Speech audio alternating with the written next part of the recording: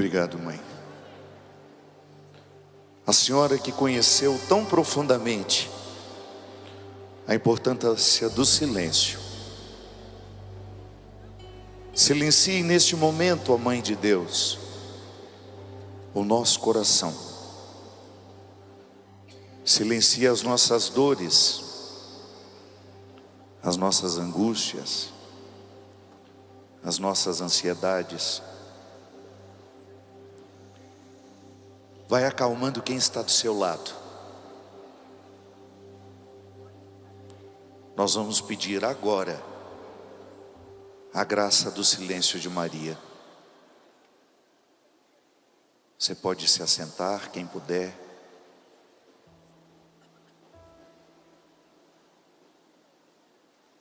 É no silêncio que Deus nos fala.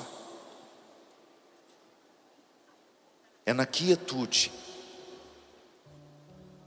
E a quietude é um pouco mais que calar a boca, mas é silenciar também a mente. A quietude é você criar a disposição interior para você ouvir a voz de Deus dentro do seu coração.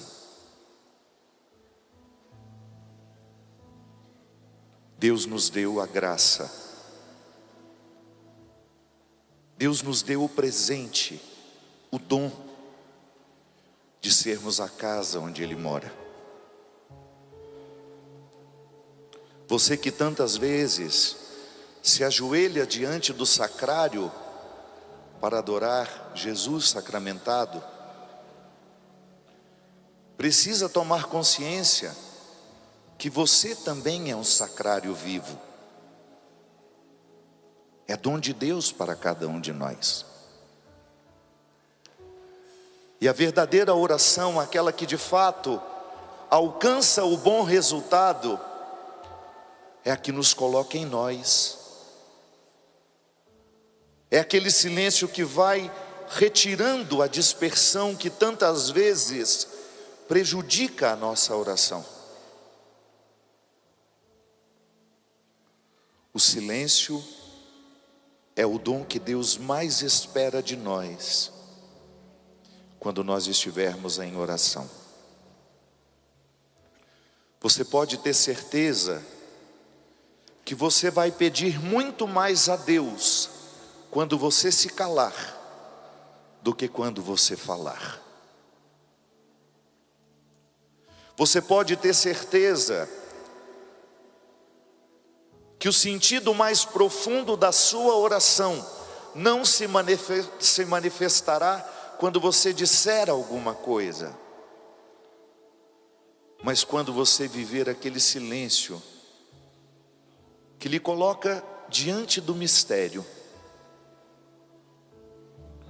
E é naquele silêncio que você vai ouvir a voz do Senhor.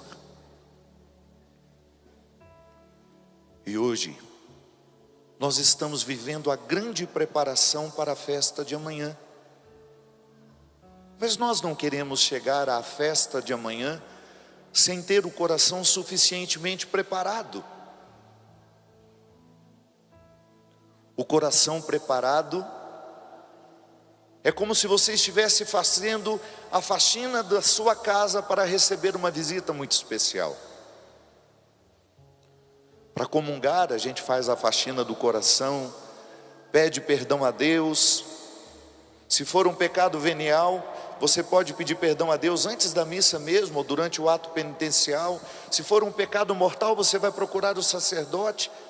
Mas quando você se confessa diante de Deus e do sacerdote, você está fazendo a faxina do seu coração para receber a Eucaristia. Mas nós não podemos nos esquecer que da mesma forma como Jesus está em presença real na Eucaristia, Ele também é presença real na palavra. Por isso nós não podemos ouvir o Evangelho, ouvir a pregação em estado de dispersão. porque é como se nós estivéssemos passando diante do sacrário e não fazendo a reverência que o sacrário pede de nós. Diante do sacrário, nós ajoelhamos o corpo. Diante da Sagrada Escritura, nós ajoelhamos a alma. E eu quero você ajoelhado agora comigo na alma, mesmo que o seu corpo esteja sentado. Você nunca mais vai ouvir o Evangelho, você nunca mais vai querer ouvir uma pregação sem se recordar disso que nós acabamos de dizer. Quando você passa diante do sacrário, você ajoelha o corpo. Quando você está diante da Sagrada Escritura, você ajoelha a alma. E hoje, o Evangelho que eu escolhi para preparar o nosso coração para a festa da misericórdia é o das bodas de Caná. Você não precisa abrir a Bíblia para não dispersar. Se você quiser, você vai fechar os olhos e você vai imaginar os acontecimentos, porque é um texto bonito, que ilustra um momento lindo entre Jesus e Nossa Senhora. Foi ali que o primeiro milagre de Jesus aconteceu, e foi por intercessão de Nossa Senhora, foi atendendo a um pedido de sua mãe, que Jesus continua atendendo os nossos pedidos hoje. 3 dias depois, celebravam-se bodas em Caná da Galileia, e achava-se ali a mãe de Jesus. Também foram convidados Jesus e os seus discípulos. Como viesse a faltar vinho, a mãe de Jesus disse-lhe: eles já não têm vinho. Respondeu-lhe Jesus: mulher, isso nos compete a nós? Minha hora ainda não chegou. Disse então sua mãe aos serventes: fazei o que ele vos disser. Ora, achavam-se ali 6 talhas de pedra para as purificações dos judeus, que continham cada delas 2 ou 3 medidas. Jesus então ordenou-lhes: enchei as talhas de água. Eles encheram-nas até em cima. Tirai agora, disse-lhes Jesus, e levai ao chefe dos serventes. E levaram. Logo que o chefe dos serventes provou da água tornada vinho, não sabendo de onde era, se bem que o soubesse os serventes, pois tinham tirado a água, chamou o esposo e disse-lhe: é costume servir primeiro o vinho bom, e depois, quando os convidados já estão quase embriagados, servir o menos bom. Mas tu guardaste o vinho melhor até agora. Este foi o primeiro milagre que Jesus realizou em Caná da Galileia. Manifestou a sua glória e os seus discípulos creram nele. Depois disto, desceu para Cafarnaum com sua mãe, seus irmãos e seus discípulos, e ali demoraram poucos dias. Palavra da nossa salvação. Sabe a primeira coisa que me vem ao coração? Então logo eu terminei de proclamar o Evangelho, que o melhor vinho espiritual da sua vida, você vai beber nesta festa da misericórdia.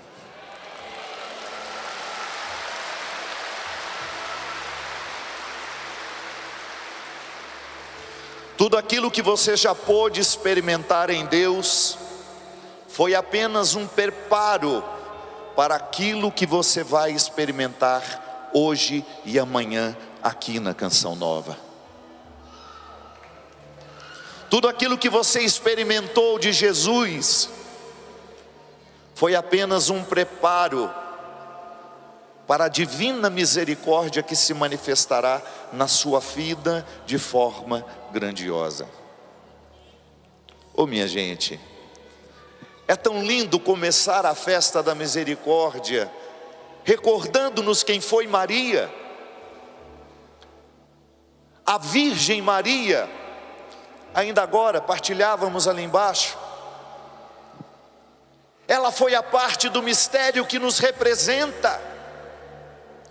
Embora nós olhamos para Jesus, para Maria, depois de tudo ter acontecido, depois da ressurreição ter acontecido, depois da ascensão de Maria, da assunção de Maria aos céus e da ascensão de Jesus aos céus, nós olhamos para eles e muitas vezes nos esquecemos na dimensão humana,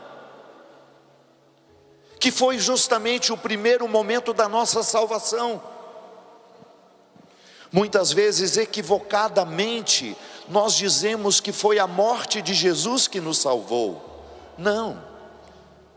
O que nos salvou foi todo o processo encarnatório de Jesus. E nós não podemos nos esquecer que no mistério da encarnação, Nossa Senhora protagoniza, representando toda a humanidade, que recebe naquele momento em seu ventre a presença do menino Deus.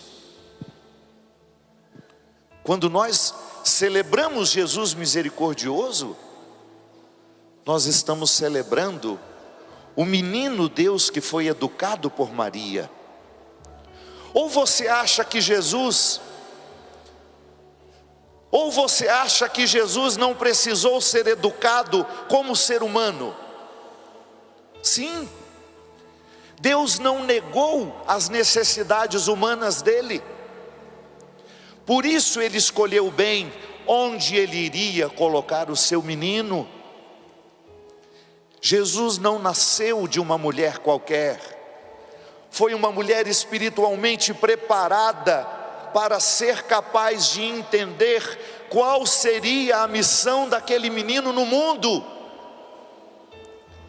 E o que ela fez? Desde muito pequeno começou a ensinar a Jesus aquilo que nos seduziu um dia, quando descobrimos quem ele era. Sim, se você for honesto, sabe o que primeiro seduziu você em Jesus? A capacidade que ele tinha de amar os miseráveis. É impressionante, pode ser o coração mais duro do mundo, que ele vai ficar encantado com um ser humano que é capaz de amar todo mundo que passa pelo caminho. Pode ser uma pessoa que não acredita em Deus, quando ela fica diante de um ser humano que não tem preconceitos, quando ela fica diante de um ser humano que não faz acepção de pessoas, quando ela fica diante de um ser humano que nunca se acha melhor que os outros, ela se rende e diz: que humanidade bonita está diante de mim. Por que o nosso Papa Francisco, que hoje está sendo sepultado em Roma, encantou tantas pessoas pelo mundo, inclusive os ateus? Porque o Papa Francisco era a encarnação do que Jesus queria de nós.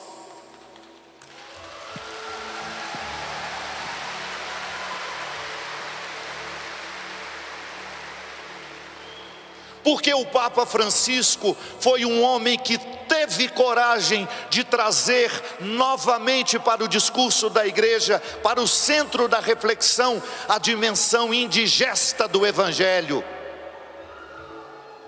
A dimensão indigesta do Evangelho nós não costumamos querer.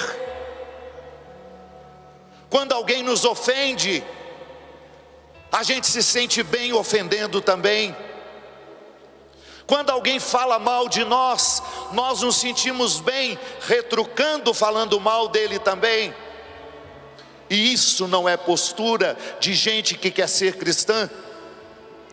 O Papa nos recordou que na hipocrisia pode até haver religião, mas Deus não está.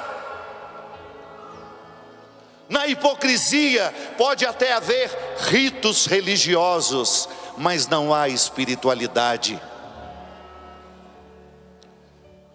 Sabe a hora que a gente evangeliza aqui na Canção Nova? Sabe a hora que os membros da comunidade da Canção Nova evangelizam aqui? Vocês acham que é quando o ministério canta? Ou quando o pregador assume o seu papel? Não. Vocês são evangelizados aqui na Canção Nova. É quando vocês vão comprar uma esfirra na lanchonete e vocês são recebidos com amor por quem está atendendo vocês.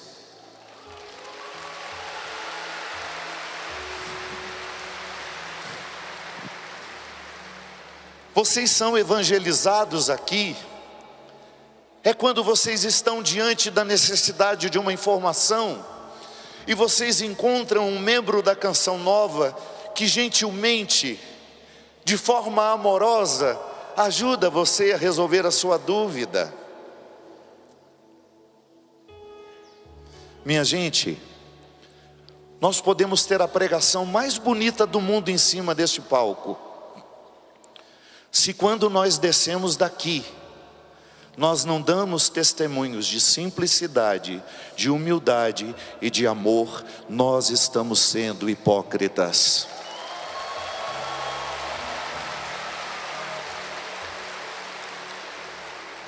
E você será fiel à Canção Nova, à medida que você vier aqui e encontrar os modelos cristãos perambulando pela chácara. O Papa Francisco entendeu bem o significado do poder cristão. Poder é serviço. O meu poder não é para me sentir superior a você. Pelo contrário. Quando eu chego aqui e sou carinhosamente recebido por aquelas pessoas ali no fundo, eu só penso nisso. Meu Deus, essa gente contou o dinheirinho. A maioria de vocês não tem sobrando. Eu sei. Às vezes vocês pagaram o ano inteiro para estarem aqui. Como é que nós vamos tratar você mal?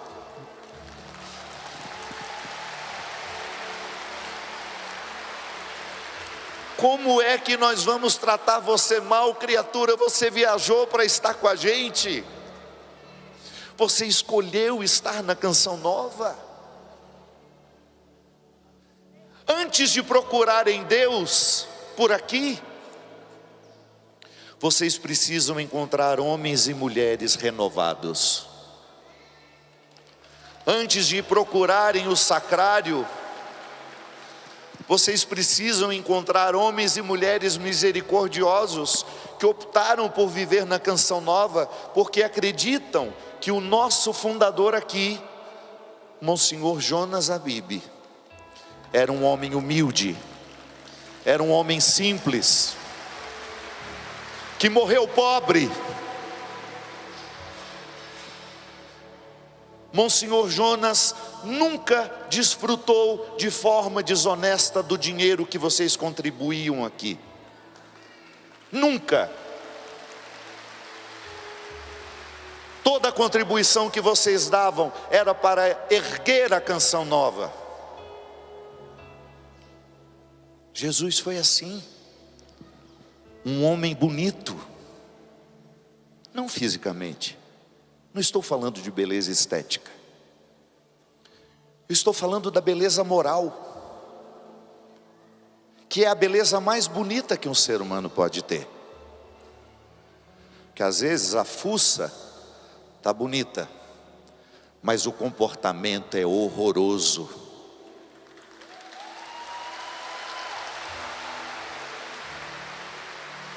Quando as pessoas se aproximavam de Jesus, o primeiro encantamento não era sobrenatural. Jesus era um homem que olhava nos olhos das pessoas. Jesus não tinha medo de pecador. Jesus não tinha medo dos diferentes. E mesmo ele sendo Deus, ele nunca teve um comportamento de desprezar alguém, demonstrando como se ele tivesse uma superioridade humana. Não. Olha o encontro dele com a samaritana. Você quer coisa mais bonita? Quem puxou a conversa com a samaritana? Foi Deus ou foi o homem? Foi o homem. O Deus Jesus se manifestou lá no final da conversa. A primeira coisa que Jesus fez com aquela mulher foi não ter medo dela. Ele sabia que ela era samaritana. Um judeu não poderia conversar com qualquer pessoa. O judeu tem todo um rito até hoje. Ele não pode ter contato nem com a mulher dele durante o período de menstruação. Então aproximar-se de uma mulher para o judeu é sempre perigoso, porque não tem uma plaquinha dizendo eu estou pura, eu estou impura. O homem que teve coragem de conversar, de dar o primeiro passo naquela direção, foi o homem educado por Maria, que um dia deve ter dito a ele assim: meu filho, embora dentro da nossa religião exista uma brecha na lei que nos permite o afastamento de algumas pessoas, eu quero lhe pedir, nunca faça isso com ninguém. Sabe quando você educa seu filho, sua filha, quando você começa a dizer para ele, para ela: olha, mesmo que você cresça muito na vida, mesmo que você estude muito na vida, mesmo que você tenha muito dinheiro e muito poder, nunca destrate uma pessoa que ficar diante de você.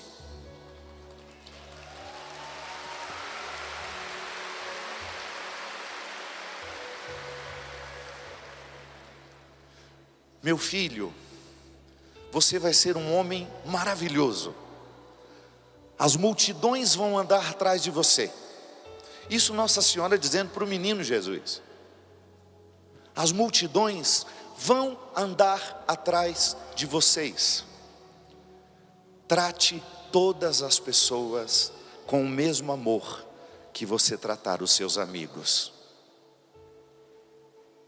Oh, minha gente, ou você nunca pensou sobre isso?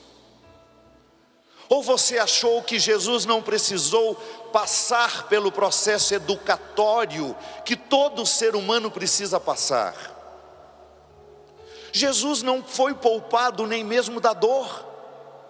Ele chorou quando morreu Lázaro. Ele sentiu medo quando estava chegando a hora da morte. Tudo isso para nos lembrar que a dimensão humana de Jesus estava ali o tempo todo. E eu tenho certeza que no seu processo de conversão, o primeiro movimento que convenceu você de seguir Jesus não foi a sobrenaturalidade dele, mas foi a humanidade encantadora que ele construiu por aqui. Zaqueu, olha os amigos de Jesus. Eu costumo dizer que é o pior RH da história da humanidade. É o de Jesus. Ele só pegou gente esquisita. Ele só pegou gente estranha. Sabe por quê? Nossa Senhora um dia disse isso para ele: meu filho, não escolha os melhores para estar com você, escolha os piores. porque você terá o dom de torná-los melhores.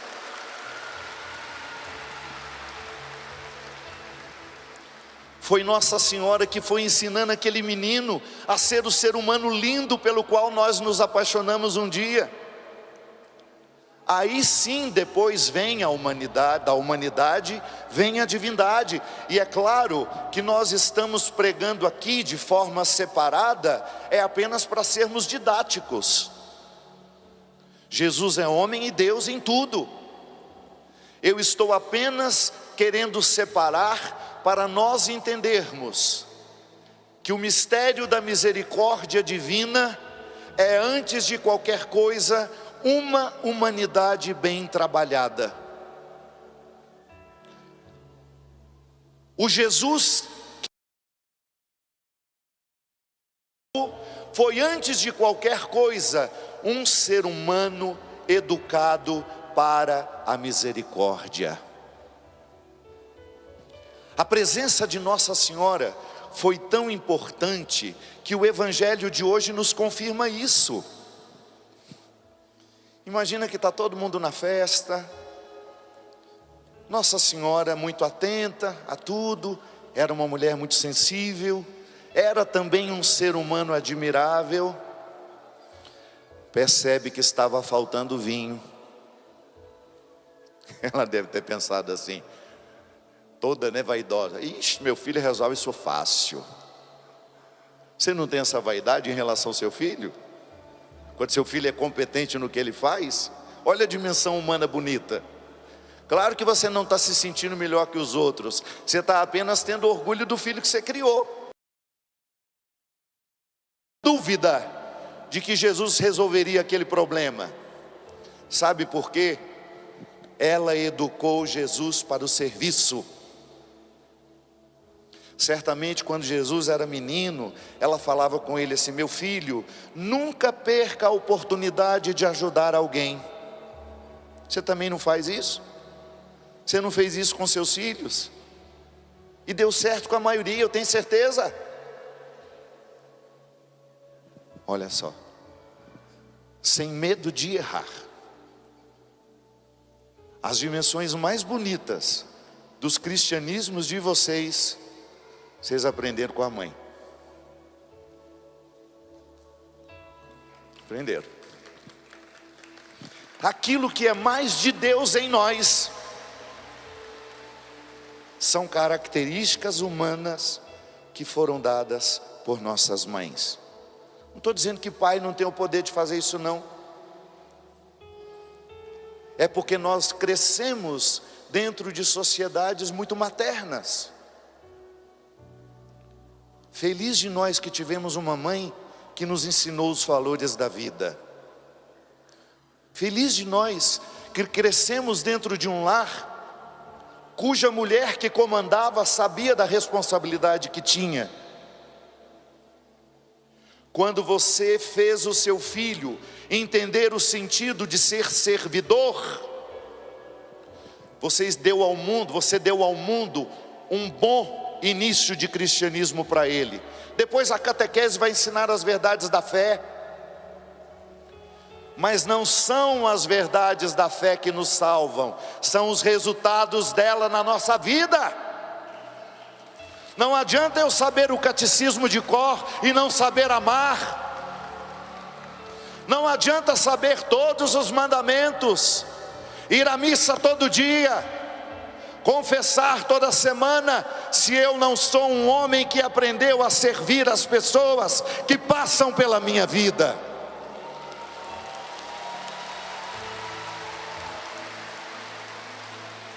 De nada adianta, não é o catecismo que vai me salvar, é o resultado dele em mim. Nossa Senhora sabia disso.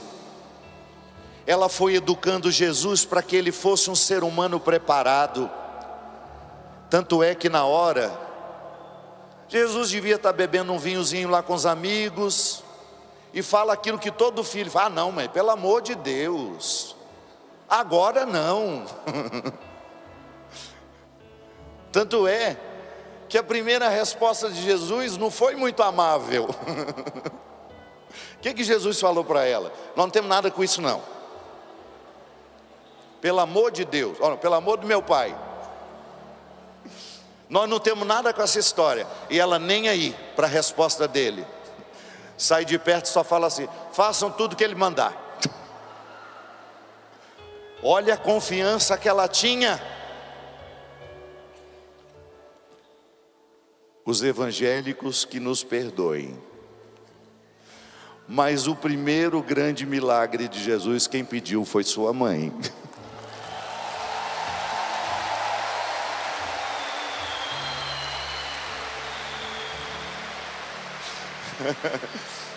Foi atendendo a um pedido da mamãe que esse tanto de milagre no mundo continua acontecendo. Então, quando eu olho para esta senhora, eu vejo aquela que deu a primeira ordem ao filho humano que ela criou e disse: meu filho, está na hora de você ser Deus. Eu te eduquei humanamente até agora, chegou o momento de deixar a sua divindade vir à tona. Chegou a hora de deixar a sua natureza divina se manifestar. Porque quem multiplica o vinho não é o homem, mas é Deus presente em Jesus.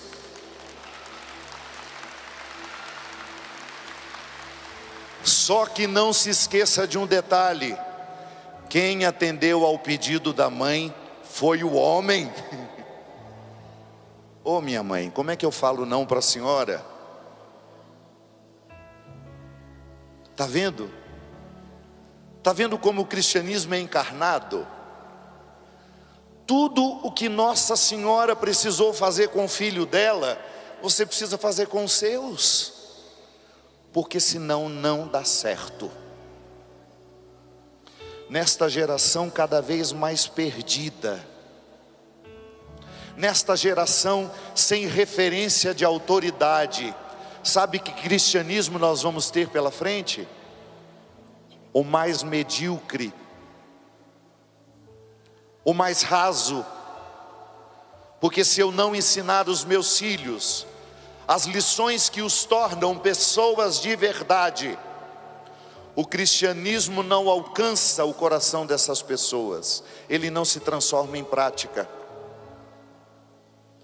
Nossa Senhora foi diante de um pedido dela que a vida pública de Jesus teve início. Ele multiplicou o vinho. Perdoem-me também os moralistas. O primeiro milagre de Jesus não foi ressuscitar um morto, não foi curar um doente, foi não deixar a festa terminar.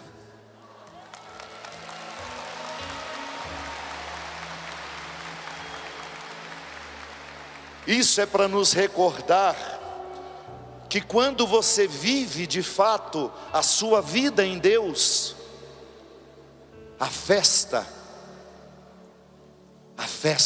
é todo dia. Mesmo quando a lágrima está correndo no seu rosto, mesmo quando o sofrimento está acontecendo em você, a festa é todo dia, porque você serve a um Deus que mantém a festa. Você serve a um Deus que não quer que a festa termine. E aí, nós temos uma ponte linda e triste ao mesmo tempo. O tempo passou, Jesus viveu a sua divindade, o caráter humano de Jesus contribuía para que as pessoas prestassem atenção no Deus que Ele era. Porque se Jesus fosse arrogante, porque se Jesus fosse prepotente, as pessoas não continuariam atrás dele até os dias de hoje. Você andaria atrás de um Deus que foi arrogante? Você andaria atrás de um Deus que despreza as pessoas? Não, sabe por quê? Sem medo de errar, todos nós aqui temos motivo de sobra para poder dizer: se Deus levasse a sério o desprezo, eu seria desprezado. Quem aqui está pronto? Ninguém. Quem aqui não peca? Não foi o que Jesus fez? Quando a pecadora estava prestes a ser apedrejada, Ele fez a pergunta mais simples do mundo. Olha, é fácil, a lei permite mesmo apedrejar, mas vamos refletir sobre ela. Tem alguém aqui que nunca cometeu um pecado? Tem alguém aqui que se sente superior a essa mulher? Ele não disse isso, mas por trás dessas palavras, Jesus estava dizendo assim: às vezes, vocês jogam pedra nos pecados dos outros, é para distrair os outros dos mesmos pecados que vocês cometem. Às vezes eu faço um barulhão moralista na internet, para jogar pedra naquele que foi exposto em seu pecado, porque é uma maneira que eu tenho de esquecer o mesmo pecado que eu cometo. Eu já contei para vocês que eu pedi a Deus agora a graça da cara da paisagem. Eu quero perder a minha cara de espanto. Porque antes, quando uma pessoa me contava uma coisa muito ruim, nossa, fulano de tal traiu o marido. Aí você fala, essa cara é hipocrisia. Sabe por quê? Eu também já traí. Eu também sou capaz de trair as pessoas que eu amo. Eu que não cuido não para ver. Eu que não me mantenho ali no dia a dia, na vigilância e na oração para você ver. Eu viro um verme. Eu não estou pronto. Eu não sou melhor que ninguém. Ah, mas o senhor é padre. Pois é. Padre também não vale nada, dependendo do caso. Não é garantia de nada. Se eu não cuidar da minha vida pessoal, se eu não cuidar das minhas escolhas pessoal, eu fico arrogante, eu fico vaidoso, eu fico achando que eu sou melhor que os outros, eu fico achando que só o outro peca e eu não, o pecado do outro tem mais peso do que o meu, eu viro um hipócrita.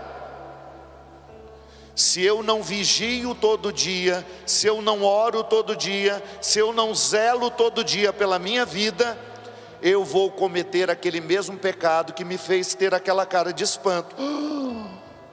Não quero mais isso. Por isso você pode me contar a pior coisa do mundo, que o máximo que eu vou falar assim, estou segurando a cara para não fazer espanto.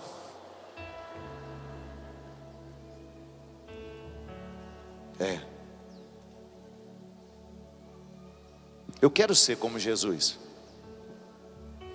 Jesus passou durante 3 anos encontrando os miseráveis sem ter medo deles. Por isso que nós andamos atrás dele, porque nós também sabemos que a nossa miséria pode nos levar para o inferno, mas a gente se prende em Jesus e digo, eu não largo do Senhor por nada neste mundo, eu não quero me distanciar por nada deste mundo da sua presença, porque o Senhor é quem me salva. Olhando para o Senhor é que eu me sinto capacitado para lutar contra os meus pecados. Por isso que Jesus é a nossa salvação, minha gente. Ou você acha que Jesus salva você somente para depois da morte? Não. A salvação é aqui, agora. Agora. Porque se você não vigiar, você sai daqui e na hora lá da fila de comprar aquela coxinha com catupiry, você arruma uma confusão. Eu não sei como está agora, mas tinha uma época que alguns alecrins dourados queriam dormir até mais tarde, mas queriam sentar aqui na frente. Aí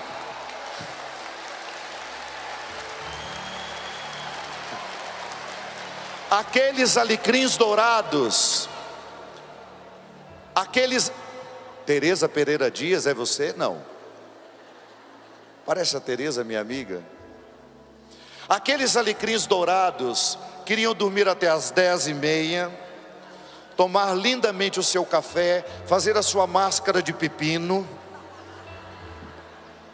mas queria estar às 11h10 na primeira fila da pregação do Padre Fábio, porque eu só vim para isso.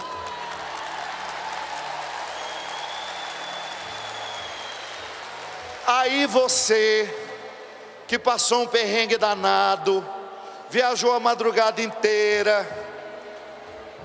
chegou aqui logo cedo, mas a bolsa do alecrim dourado, que estava com a máscara de pepino lá na pousada, já estava no lugar da bonita.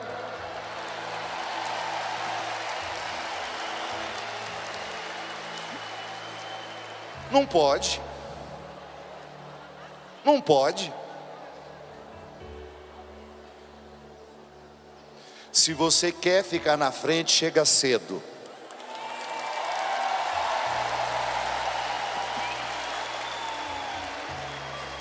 Essa história de bancar o espertinho não pode ser uma postura cristã.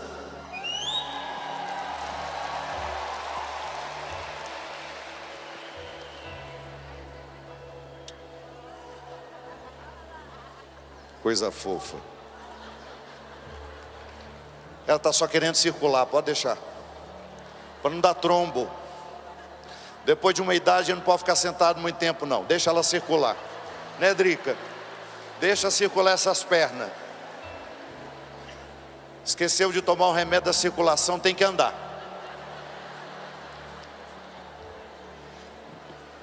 Então, minha gente, quando nós saímos para comprar a coxinha com catupiry, a maneira como nós trataremos as pessoas que estão ao nosso lado é que darão testemunho se essa pregação fez efeito ou não na nossa vida.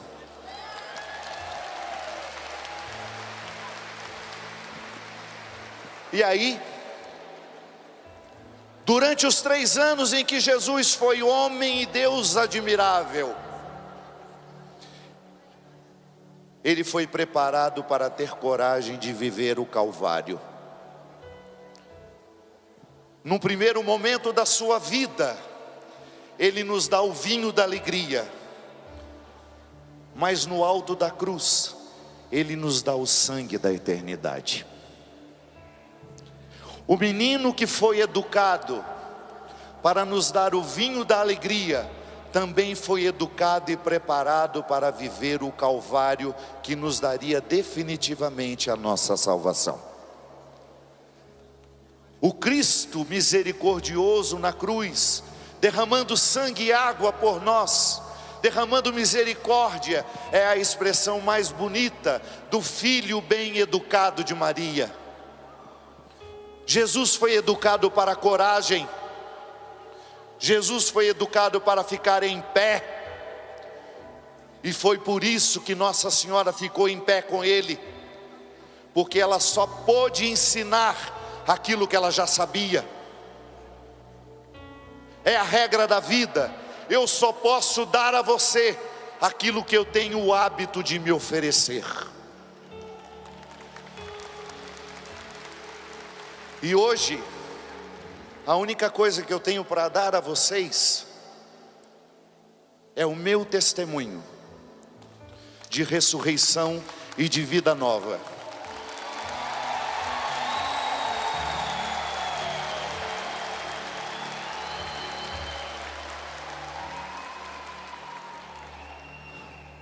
Há 2 meses e meio, minha gente,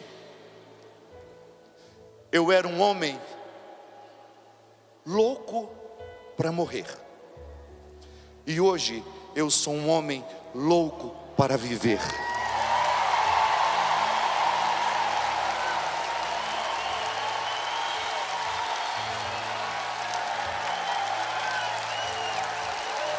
Eu vim aqui buscar o vinho da alegria, eu vim aqui buscar o sangue e a água da cruz, porque eu não posso ser quem eu sou se eu não estiver diante de Jesus misericordioso e de me comprometer com Ele. Eu quero ser um filho da ressurreição, eu quero estar como Maria, em pé aos pés da cruz, diante da sua cruz, diante do seu Calvário. Eu quero que você conte comigo, Quando você também estiver enfrentando os seus demônios, conte comigo, eu fiquei padre para isso. Quando você estiver necessitado de uma palavra, busque o meu ministério, porque eu fiquei padre para isso. Porque um dia também, da mesma forma como Maria educou Jesus, Dona Ana me educou. Dona Ana me ensinou, me colocou diante de Jesus e um dia me disse: meu filho, seja como ele foi, não vai dar errado. E eu perguntei para ela: mãe, eu era menino e perguntei isso para ela, por que o coração de Jesus tem o coração para fora?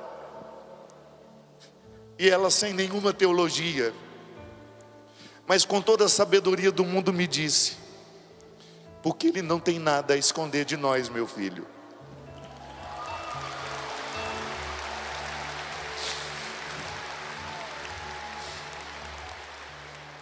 Minha gente, o que Deus espera de nós é isso, que nós tenhamos o coração para fora. Ame quem precisar de você, ajude quem precisar de você, mesmo que o outro tenha uma posição política diferente de você, não o odeie por isso.